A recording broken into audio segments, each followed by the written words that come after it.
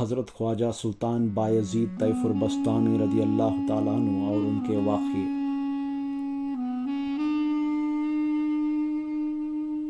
سلطان العارفین آپ کا لقب تھا۔ آپ کی ولادت 188 ہجری میں بسطام ایران میں ہوئی۔ آپ کے والد کا نام حضرت عیسیٰ بن آدم رحمۃ اللہ علیہ ہے۔ آپ کے دادا آتش پرست زوراسٹرین تھے اور پھر مسلمان ہوئے تھے۔ آپ کی والدہ بہت ہی نیک اور پرہیزگار تھی۔ جب آپ اپنی والدہ کے پیٹ میں تھے تب آپ کی والدہ اگر کوئی مشکوک یا نقصان پہنچانے والی چیز کھا لیتی تو فوراً ان کو قے ہو جاتی تھی۔ والدہ کی فرما برداری۔ ایک مرتبہ آپ اپنی والدہ سے ملنے گئے۔ صبح کے وقت گھر کے دروازے پر پہنچے تو سنا کہ آپ کی والدہ آپ کے لیے دعا کر رہی تھی۔ پھر آپ اپنی والدہ کی خدمت میں رہ گئے۔ ایک رات کو والدہ نے فرمایا کہ آدھا دروازہ کھول دو۔ یہ کہہ کر سو گئی۔ آپ حیران تھے کہ دروازے کو دائیں طرف کے حصے سے کھولوں یا بائیں طرف کا، والدہ کی مرضی کے خلاف کوئی کام نہ ہو جائے۔ اسی کشمکش میں آپ نے دروازے میں ہی کھڑے کھڑے ساری رات گزر گئی۔ صبح کے وقت آپ کی والدہ کو پتہ چلا تو انہوں نے دعا فرمائی، اے میرے رب، میرے بایزید کو اپنی معرفت عطا فرما دے۔ والدہ نے دعا سے رب تعالیٰ نے آپ کو عظیم مرتبہ عطا فرمایا۔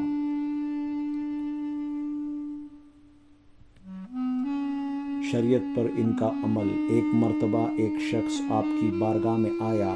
وہ روز آپ کی صحبت میں رہتا۔ 40 دن کے بعد وہ آپ سے اجازت لے کر جانے لگا۔ آپ نے فرمایا، کوئی خاص کام سے آئے تھے؟ اس نے کہا کہ میں نے سنا تھا آپ بڑے ولی کامل ہیں، اسی لیے میں آپ کا مرید ہونے کے لیے آیا تھا، اب جا رہا ہوں۔ آپ نے فرمایا کہ لیکن تم تو بغیر مرید ہوئے جا رہے ہو۔ اس نے کہا کہ میں اتنے دن یہاں رہا مگر مجھے کوئی کرامت دیکھنے نہیں ملی، اسی لیے میں واپس جا رہا ہوں۔ آپ نے مسکرا کر فرمایا، تم 40 دن یہاں رہے، مجھے یہ بتاؤ کہ کیا اتنے دن میں تم نے میری کوئی بھی نمازیں چھوٹتی ہوئی ایسا دیکھا یا میں نے کوئی بھی کام خلاف شریعت کیا ایسا دیکھا؟ اس نے کہا کہ نہیں، میں نے ایسا تو کبھی نہیں دیکھا۔ آپ نے فرمایا کہ یہی سب سے بڑی کرامت ہے۔ اللہ تعالیٰ جب کسی بندے سے راضی ہوتا ہے اور اسے پسند کر لیتا ہے تو اسے نیکی اور پرہیزگاری کی توفیق عطا فرماتا ہے اور پھر اس کے نیک عمل قبول کرتا ہے اور اسے یہ خوبی عطا فرماتا ہے کہ اس کی دعا قبول فرماتا ہے۔ صرف کرامت دکھانا بڑی بات نہیں ہے مگر اللہ تعالیٰ کا خوف دل میں رکھنا اور اس کی رضا کے لیے اخلاص اور عشق رسول صلی اللہ علیہ وسلم کے ساتھ نیک عمل کرنا اور گناہ سے بچنا، یہ ضروری ہے اور اللہ تعالیٰ اپنا مقرب بندہ بنائے، یہ اصل کرامت ہے۔ یہ سن کر اس شخص کو بات سمجھ میں آئی اور فوراً آپ کا مرید ہو گیا۔ آتش پرست پڑوس۔ آپ کے پڑوس میں ایک مجوسی آتش پرست رہتا تھا۔ وہ آتش پرست بہت غریب تھا۔ چراغ جلانے کے لیے بھی اس کے پاس کچھ نہ تھا۔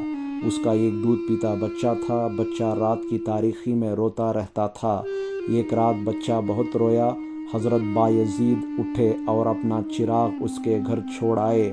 بچہ چپ ہو گیا۔ آپ نے کہا، الحمدللہ، دوسری رات بھی اور تیسری رات بھی آپ نے ایسا ہی کیا۔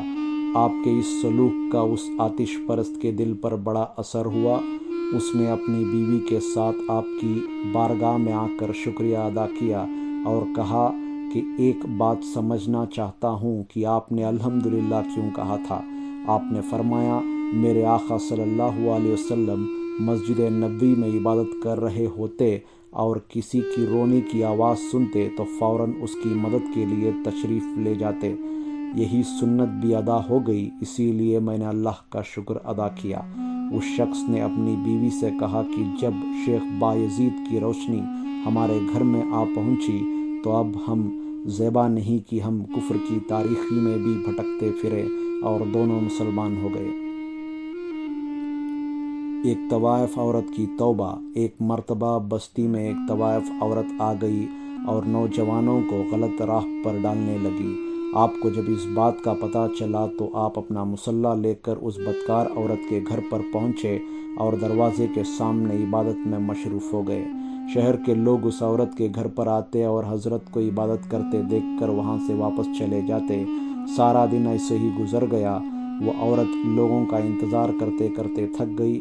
پریشان ہو کر شام کو اس نے دروازہ کھولا تو دیکھا کہ حضرت دروازے پر عبادت کر رہے ہیں۔ اس نے غصے سے کہا کہ بابا میرا کام کیوں خراب کر رہے ہو؟ آپ نے پوچھا کہ تم کیا کام کرتی ہو؟ اس نے کہا لوگ مجھے قیمت دیتے ہیں، پھر اس کی جو مرضی ہو میں وہ کرتی ہوں۔ آپ نے فرمایا اگر میں تمہیں قیمت دے دوں تو میں جو کہوں گا وہ تم کرو گی؟ اس عورت نے کہا ہاں۔ آپ نے قیمت پوچھ کر ادا کر دی اور مصلی اٹھا کر اس عورت کے گھر میں گئے اور فرمایا غسل کر کے پاک صاف کپڑے پہن کر آؤ۔ اس عورت نے آپ کے حکم کی تعمیل کی۔ آپ نے مصلی بچھایا اور فرمایا اب اللہ تعالیٰ کی بارگاہ میں عبادت کے لیے کھڑی ہو جاؤ۔ جب وہ عورت عبادت کے لیے کھڑی ہوئی تو آپ نے سجدے میں جا کر اللہ تعالیٰ سے عرض کی اے رب کریم، اسے یہاں تک لانا میرا کام تھا، اب آگے سنبھالنا تیرا کام ہے۔ اللہ کے فضل سے حالت نماز میں ہی اس نے توبہ کر لی اور ہمیشہ کے لیے گناہوں کو چھوڑ دینے کا فیصلہ کر لیا۔ توبہ کے بعد وہ عورت اپنے دور کی انتہائی نیک و پارسا خاتون بن گئی۔ آپ کی کرامتیں۔ ایک بار آپ اپنے مرید کے ساتھ حج کے لیے سفر کر رہے تھے۔ آپ نے اپنا اور تمام ساتھیوں کا سامان ایک اونٹ کے اوپر رکھا تھا۔ یہ دیکھ کر ایک نوجوان نے کہا کتنی بے رحمی کر رہے ہیں کہ اس بیچارے اونٹ کے اوپر بہت زیادہ سامان لاد دیا ہے۔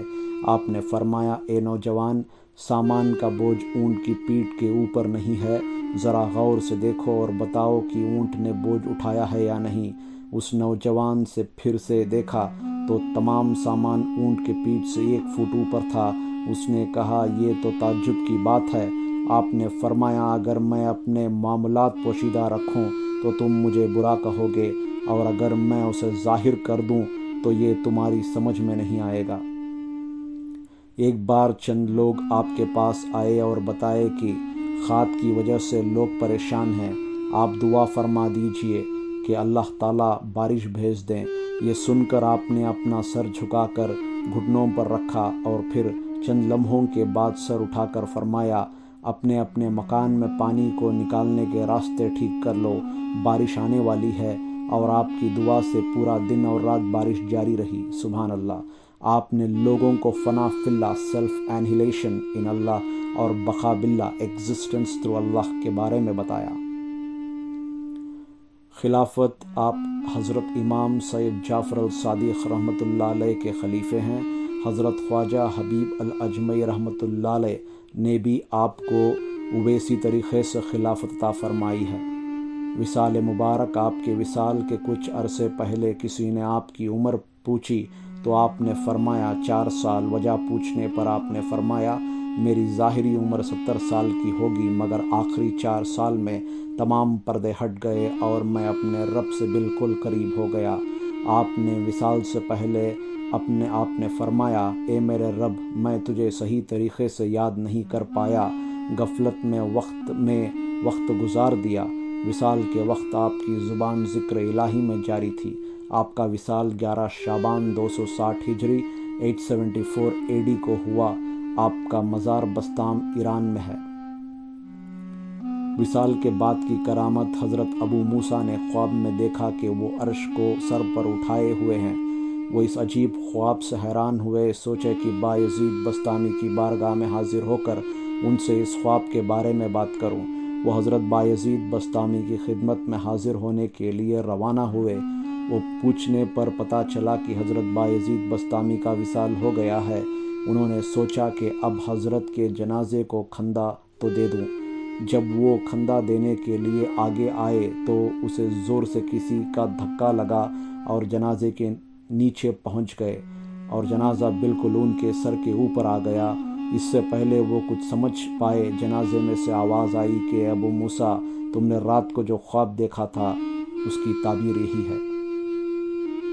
اللہ تعالیٰ اس کے حبیب صلی اللہ علیہ وسلم کے صدقے میں اور حضرت خواجہ بایزید بستامی رحمۃ اللہ علیہ اور تمام اولیاء اللہ کے وسیلے سے ہم سب کو مکمل عشق رسول عطا فرمائے اور سب کے ایمان کی حفاظت فرمائے اور سب کو نیک عمل کرنے کی توفیق عطا فرمائے اور سب کو دنیا و آخرت میں کامیابی عطا فرمائے اور سب کی نیک جائز مرادوں کو پوری فرمائے، آمین۔ نیکسٹ ایپیسوڈ دیکھنے کے لیے چینل